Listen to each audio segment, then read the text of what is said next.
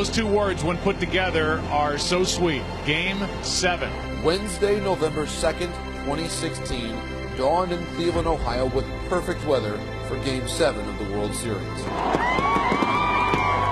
Unseasonably warm, with highs reaching the 70s and the perfect amount of cloud cover. But there was one ominous detail in the forecast. Rain, expected to pass through the area around 11:30 p.m. local time. And so the decision was made to move up the first pitch to 8:02 p.m., a difference of only 6 minutes. But that was enough to help the Chicago Cubs author the final chapter in perhaps the greatest American sports story ever told. Because by the time the Progressive Field grounds crew pulled the tarp a few minutes before midnight, the Cubs' carefree, 4-run mid-game lead had deteriorated through phenomena most commonly known as Cubby occurrences.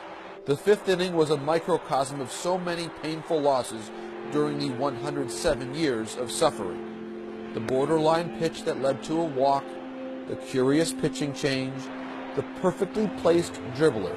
And a bad break for Chicago, good break for Cleveland. The wild throw by a revered veteran catcher. The wild pitch on which 2 runs scored. An extraordinary lapse, even by the Cubs standards.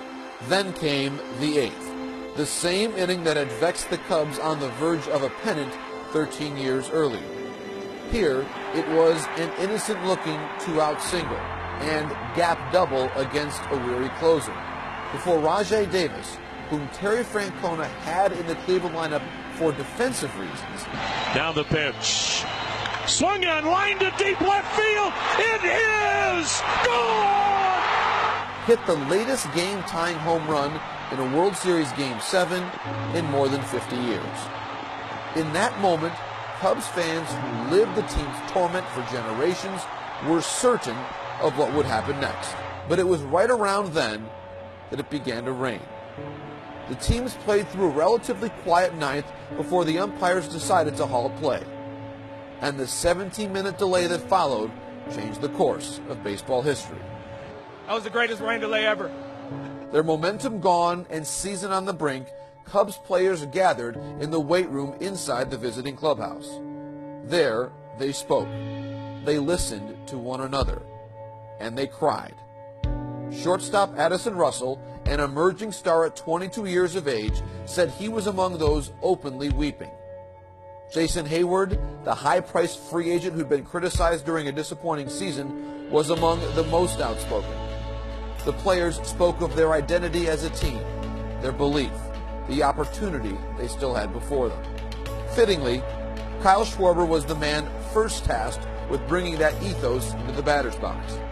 And so in the 10th inning Wednesday night, he drilled a leadoff single into right field.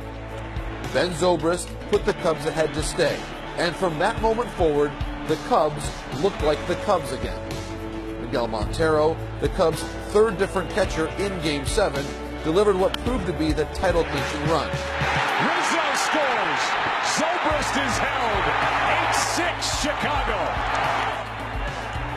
Mike Montgomery threw 2 pitches, both strikes, to record the first save of his major league career on a ground ball fielded by Chris Bryant, thrown to Anthony Rizzo. And the Cubs have finally won it all.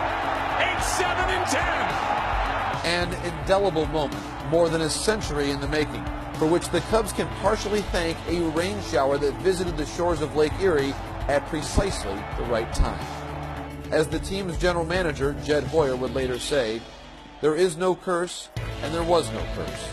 The Cubs simply had to build the best team in baseball. And thanks to a reminder from the heavens, the Cubs and their fans have a triumph to cherish for all time."